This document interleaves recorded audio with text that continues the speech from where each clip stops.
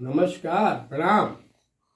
आज Christmas day है 25 दिसंबर 2025। मेरी तरफ से सभी दर्शकों को आज मेरी क्रिसमस। ये प्रभु ईसा मसीह के संदेश को उद्धृत करता है। क्या था उनका संदेश? विनम्रता की प्रतिमूर्ति, हम्बलनेस का क्लाइमैक्स, मनुष्यता के लिए स्वयं को शहीद कर देना, बलिदान कर देना। यानी उनके संदेशों में सौहार्द, प्रेम और करुणा है। आइए इसी तारीख में से सन 1924 में हमारे भारत भूमि पर भी एक रत्न पैदा हुआ, एक ऐसी कृतज्ञ भाव व्यक्ति पैदा हुआ, एक शांतिदूत पैदा हुआ। नाम था श्री अटल बिहारी वाजपेयी। आइए हम उनकी चर्चा करेंगे, उन तमाम गुणों की चर्चा करेंगे जो उनमें विद्यमान था। क्यों ऐसे लोग रेयरेस्ट होते हैं, यदा कभी पैदा होते हैं। उनका जीवन हम सब के लिए अनुकरणीय होता है, उस पर चर्चा करेंगे। तो उसके पहले आज की बातें कर लें। आज है पौष मास की शुक्ल पक्ष पंचमी तिथि। क्या लिखा हुआ है? और शुक्ल पंचमी तिथि, दिन बृहस्पतिवार। पंचमी 144 तक था, फिर तत्पश्चात खस की तिथि लगी। धनिष्ठा नक्षत्र था 8-19 तक, उसका सतभिषा गया। बद्र योग था अपराह्न 3-14 तक, फिर तो अश्वत्या। ये कॉम्बिनेशन था। ये कॉम्बिनेशन कहता है, ये समीकरण कहता है, या हमारे महापुरुषों का व्यक्तित्व कहता है। जीवन में मैं शब्द नहीं होना चाहिए, मैं नहीं होना चाहिए। कबीरदास ने तो लिखा ही है। क्या लिखा कबीर जी ने? कबीरदास ने लिखा कि जब मैं था तब गुरु नहीं, जब मैं था तब गुरु नहीं, अब गुरु है मैं ना। अब गुरु आ गए लेकिन मैं नहीं हूं, मैं खत्म हो गया। अब गुरु है मैं ना ही। प्रेम गली इतनी साकरी। कबीरदास ने कहा कि जो प्रेम की गली है ना, बड़ी सकरी है भाई, इतनी सकरी दो नहीं समा सकते उसमें गुरु भी है, गुरुता भी हो, और मैं का अहंकार भी हो, मैं भी हो। दोनों के साथ नहीं रह सकते हैं। उस सकरी गली में दोनों के साथ नहीं रह सकते हैं। बड़ा अच्छा उपदेश था। आइए, बातें थी अटल बिहारी वाजपेयी जी की। कुंडली सामने है, तुला लग्न है, लग्न में शनि विद्यमान है 18-39 डिग्री का। यानी जो डिग्री है वो बता रही है कि शनि स्वाति नक्षत्र का है। स्वाति, सूर्य हेमंत ऋतु है, धनु संक्रांति। सूर्य धनु में है 10-3 डिग्री का, यानी मूल नक्षत्र में। बृहस्पति 8:45, यानी मूल नक्षत्र में, उसी खाने में। बुध उसी खाने में 15:48, ये पूर्वाखार नक्षत्र में। मंगल मीन राशि में 12 नंबर में 10:28। राहु कर्क में 21-36, केतु मकर में। चंद्रमा और शुक्र वृश्चिक दूसरे भाव में, सेकेंड हाउस में। चंद्रमा 22-27, यानी ज्येष्ठा नक्षत्र का अंदर में, ज्येष्ठा। और शुक्र नाम का जो ग्रह है वो वृश्चिक में 11-2, यानी ये जो शुक्र है ये अनुराधा नक्षत्र का है। ये कॉम्बिनेशन हो गया ना। आपने ध्यान से देखा इस कुंडली में कि जो ये कोना है ना, ये कोना बड़ा रिच है। यही कोना डोमिनेट कर रहा है। क्या है, क्या कहते हैं इस कोने को भाई? ये कोण क्या कहते हैं? कहते हैं वायुकोण। हम कहते हैं इसको वायुकोण। वायु क्या है? संप्रेषक। वह क्या है? संचालक, संवाहक, संदेशवाहक, मैसेंजर, पोस्टमैन, उद्घोषक। यही स्वर प्रधान इलाका है, यही भाषा का क्षेत्र है, यही कंठ है, यही हमारे ENT का ज्वाइंट है। वैसे तो हमारे वाजपेयी जी एक कवि व्यक्तित्व के थे, एक कवि थे, पर उनका धर्म वाकई कवित्व का था भाई। उनके सामान्य शब्दों में भी, सामान्य भाषणों में भी कवित्व था, कला थी, दूसरों को खींचने का आकर्षण था, जो दूसरे लोगों को प्रभावित कर लिया करते थे। न केवल मित्र पक्ष, न केवल समर्थक पक्ष, न केवल स्वयं की पार्टी के लोग, जहां विरोधी भी, आलोचक भी, अपोनेंट भी, जिसके प्रशंसा करते हो, जिसके मुरीद हो जाते हो, उसका नाम था श्री अटल बिहारी वाजपेयी। इतनी अच्छाइयां कहां से आ गई? हाँ, जानने वाली बात, जानने वाला विषय ही है। ये जन्म है हेमंत ऋतु का। हेमंत का मालिक बृहस्पति कहा जाता है।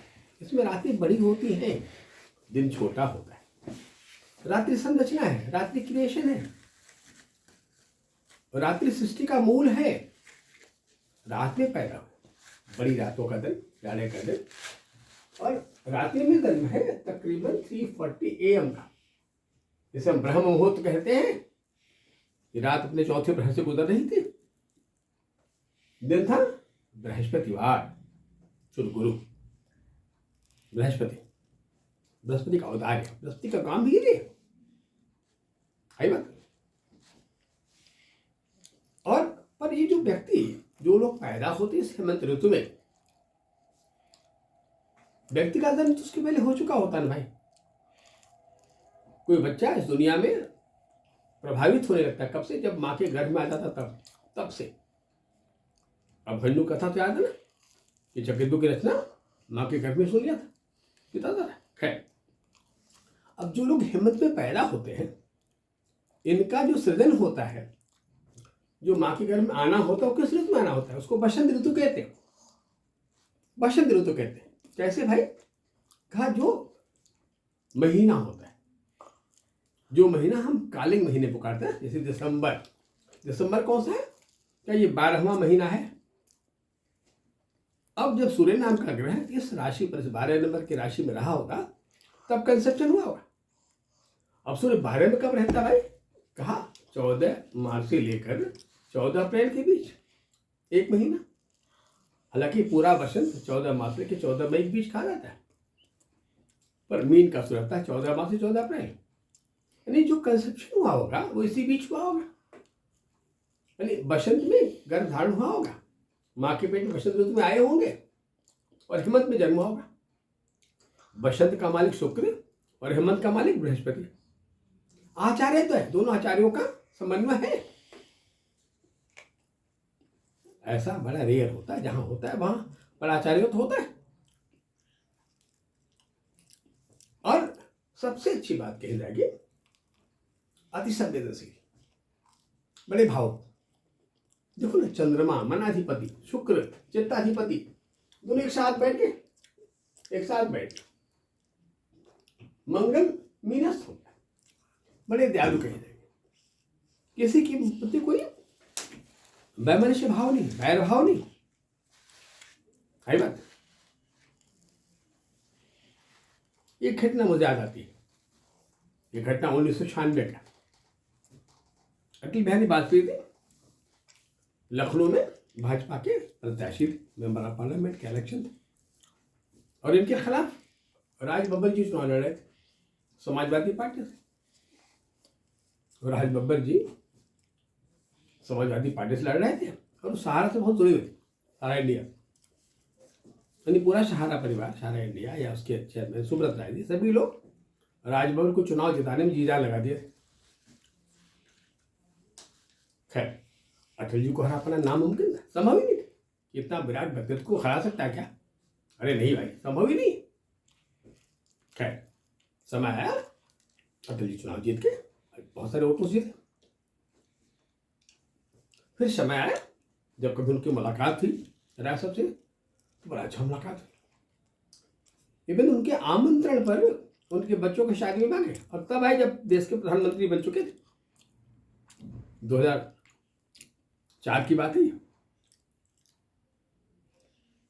उसके पहले कब आए थे? जब लातूर में भूकंप आया था, और पुनर्वास के लिए जब सहारा इंडिया कंपनी ने वहाँ मकान बनवाए तो उनके लिए जो मकान विहीन हो चुके थे, मकान नहीं थे, तो उसका इनॉग्रेशन अटल जी द्वारा हुआ था। अटल जी ने बड़ी प्रशंसा की थी। तो उनके अंदर कोई किसी किस्म का कोई ऐसा भाव नहीं था। वो पूर्वाग्रह से रहित हुआ करते थे। वो बड़े फक्कर थे। वो सचमुच में कवि मिजाज थे। वो मित्र मिजाज थे। वो भाषा के विराट स्वरूप थे। वो बड़े ऊंचे व्यक्तित्व धनी थे।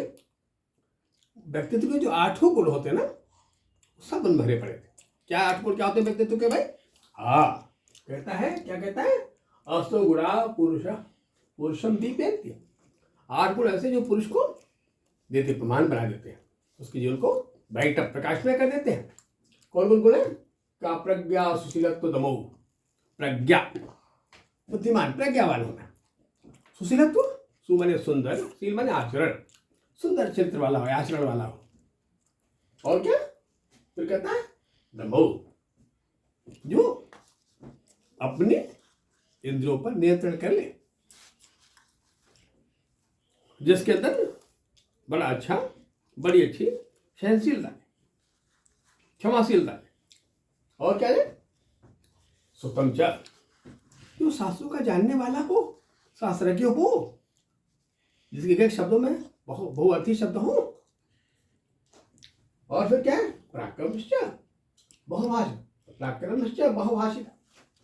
हाँ, जो पराक्रमी हो, मतलब निर्भय हो, जिनमें भय न हो, तो जीवन के यथार्थ को जानने वाला, गहराई को समझ लेने वाला, जो मोह में रह के भी मोह से दूर रखने वाला, ऐसा व्यक्ति भीरू नहीं होता। में कोई हार जीत का भय नहीं होता, खोने पाने को गम नहीं होता। मिला बड़ी खुशी, नहीं मिला तो भी खुश। और अब बहुभाषी, और जो बहुभाषी न हो, यानी कैसा हो? अल्पभाषा वाला, जो कम बोलने वाला हो, पर शब्द गरिमामय हो, शब्द गुणता के हो, शब्द गहराई के हो।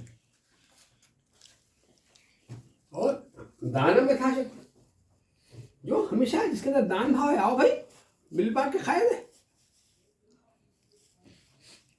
जो लोग का प्रिय हो, सबका प्रिय हो, मिल बांट खाना, यथाशक्ति दान करने वाला और कृतज्ञ हो, जिनमें बड़ी कृतज्ञता हो। ऐसे गुणों से आभूषित हमारे अटल बिहारी वाजपेयी जी थे। न केवल उनके पार्टी के लोग, न केवल उनके समर्थक वर्ग, न केवल उनसे जुड़े हुए लोग, अब जो उनसे जुड़े नहीं थे, जो लोग उससे जुड़े नहीं थे, वो भी उनके प्रशंसक थे, उनके फॉलोअर थे, उनके मुरीद थे। हम लोग छोटे, हमें याद है कि जब कभी बातें आती थी कि भाई अटल बिहारी वाजपेयी जी का भाषण होने वाला है, तो बड़ी भीड़ इकट्ठा होती, तो लोग दूर दूर से चले आते थे उनका भाषण सुनने। यानी प्रधानमंत्री बनने से पहले जो उनका व्यक्तित्व था, जो वो प्रधानमंत्री नहीं थे, जो भारतीय जनसंघ थे या भारतीय जनता पार्टी में थे, जब पार्टी बड़े कम 2-4 MP को जीते थे, उस अटल बिहारी का व्यक्तित्व किसी प्रधानमंत्री के व्यक्तित्व से ऊंचा था। प्रधानमंत्री पद पाकर वाजपेयी के व्यक्तित्व में कोई बड़ी ऊंचाई नहीं है, उससे ऊंचा तो व्यक्तित्व तो पहले ही था भाई, उससे बड़े ऊंचे व्यक्तित्व तो पहले ही थे वो। तभी तो पंडित नेहरू जी ने कहा था ना कि ये ओजस्वी बालक देश का प्रधानमंत्री बनेगा। और जब अटल जी प्रधानमंत्री बने और जब वो मंत्रालय में गए, उसकी साफ सफाई हो रही थी, पूछा कि इसमें यहाँ दीवार पे एक पंडित जी की फोटो रखे। पंडित जवाहरलाल नेहरू का एक फोटो था, क्या हुआ? क्या था सफाई में? अरे भाई ये फोटो रखे, वो हमारे प्रथम प्रधानमंत्री, हमारे राष्ट्र के, पंडित जी की फोटो यहाँ होनी चाहिए। ये जो सम्मान देने का एक अच्छा गुण था, उत्कृष्ट गुण था, फिर सम्मान देने वाला सम्मान पाने का हकदार बन जाता है। अटल जी फक्कड़, अटल जी इस बात के प्रतीक थे। Simple life and high thinking, सादा जीवन उच्च विचार। सो मैंने दिखावे की बातें नहीं करते और सच्चे थे, सत्य सच बोलने में कोई दिक्कत नहीं होती थी। और कविता तो उनके कंठ में ही थी, शायद वो कभी कंठ ही था कैसे कहा जाए तो। भाई एक बार पत्रकारों से वार्ता में मैंने सुना, जब लोगों ने पूछा, पत्रकारों से पूछा अटल जी से कि भाई आप वर्तमान में देश के प्रधानमंत्री हैं, आपकी अनुभूति कैसी है, कैसा आपको लग रहा है? थोड़ा रुका और बड़े सहज भाव में उन्होंने उत्तर दिया कि प्रत्येक नेता की इच्छा होती कि हम प्रधानमंत्री बन जाए। खैर मैं भी प्रधानमंत्री बन गया। सर कैसा? क्या बताऊं, जब कभी हमारी गाड़ी किस सड़क से गुजरती है तो लोगों को किनारे किनारे खड़ा कर दिया जाता है, सारे रास्ते सील पैक कर दिए जाते हैं, लगता है किसी वीरान जंगल की तरफ आगे बढ़ रहे हैं। अंतर में बड़ी दुख होता है भाई, जिनके कारण मैं प्रधानमंत्री बना, जिन लोगों ने मुझे प्रधानमंत्री बनाया, मुझे यहां तक पहुंचाया, आज वही लोग किनारे खड़े हैं। ऐसा व्यक्तित्व उनकी मौसम, इतनी विराट प्रतिभा के धनी और बहुमुखी हमारे अटल जी थे। अब एक बात पैदा होती थी कि अटल जी का विवाह नहीं हुआ, कोई पारिवारिक विस्तार नहीं हुआ, ऐसा क्यों? एक प्रश्न पैदा होता ना। हाँ, उचित प्रश्न है, ऐसा क्यों भाई? क्या देखो भाई, इसमें एक ग्रह जिसका डोमिनेशन है, उसका नाम है बृहस्पति। ये जुपिटर ग्रह डोमिनेट कर रहा है, वो 9 नंबर में अपने घर में है। और जो बृहस्पति आकाश तत्व है, बृहस्पति इंसान को आइसोलेट करता है, उसे अकेलापन देता है और गहरा संवेदनशील बनाता है। इस बृहस्पति का जो प्रतिक्रियात्मक ग्रह है तो शुक्र कहते हैं, एक आचार्य का लगभग शुक्र ही होता है, वो वृश्चिक में है चंद्रमा के साथ। वृश्चिक का शुक्र कमजोर होता है क्योंकि मंगल की राशि मजबूत नहीं होता है। और बृहस्पति यहाँ अकेला होता है, इस पार्ट आइसोलेशन, ये कोना होता ना। और मंगल नाम का जो प्लेनेट है वो इस विवाह खाने वाले मालिक के से यहाँ आ गया। अब जो यूनिवर्सल सप्तम भाव है, जिसको हम तुला कहते हैं, वो तो ऊपर लगन में चला गया ना, और शनि वही बैठ गया। अगर हम भाव की कुंडली बनाए तो शनि यहाँ के 1 नंबर में आ जाएगा। यह कोना भीड़ में अकेला, भीड़ में अकेला वाले जिसके बड़े चाहने वाले हो फिर भी अकेला, मानो बहुत मेंबर है फिर भी अकेला रहता है, भीड़ में भी अकेला। ऐसा सिचुएशन पैदा करता है। वो अपने विद्यार्थी जीवन से ही वो राजनीति से लग रहे थे। वो विद्यालय के, कॉलेज के चुनाव में भी शामिल होते थे, जीतते भी थे और कई बार निर्विरोध जीत जाते थे और बड़े संवेदनशील थे। निश्चित तौर पर कहीं न कहीं कोई कमिटमेंट टूटा होगा, कहीं कोई संवेदनशील जुड़ाव रहा होगा जो असफल रहा, वो टूटा होगा। और फिर एक मन में बात आई कि मैं विवाह नहीं करूंगा, मैं विवाह नहीं करूंगा। और वैसे भी कवि के लिए लिखा गया ना, क्या लिखा गया? वियोगी होगा पहला कवि, आह से निकला होगा क्या? जब संवेदनाएं प्रतिक्रियात्मक होती है, उन्हें रिएक्शन मिलता है तो कविता का जन्म हो जाता है, कविता निकल पड़ती है। ऐसे व्यक्तित्व के धनी हमारे वाजपेयी जी थे और वो, उनका जीवन, उनका आदर्श, उनका व्यक्तित्व अनुकरणीय है। वैसे तो अगर देखा जाए तो तुला लगन में 3 व्यक्तित्व है। राष्ट्रपिता महात्मा गांधी थे, हमारे वर्तमान के प्रधानमंत्री थे, पर ये तीनों अलग अलग व्यक्तित्व के लोग हैं। वृश्चिक राशि अटल जी की भी थी और वृश्चिक राशि हमारे मोदी जी की थी। उनका भी तुला लगनी है और उनका भी चंद्रमा ही बैठा है मंगल के साथ। मोदी जी का ब्याह हुआ था पर वो अकेले अलग है।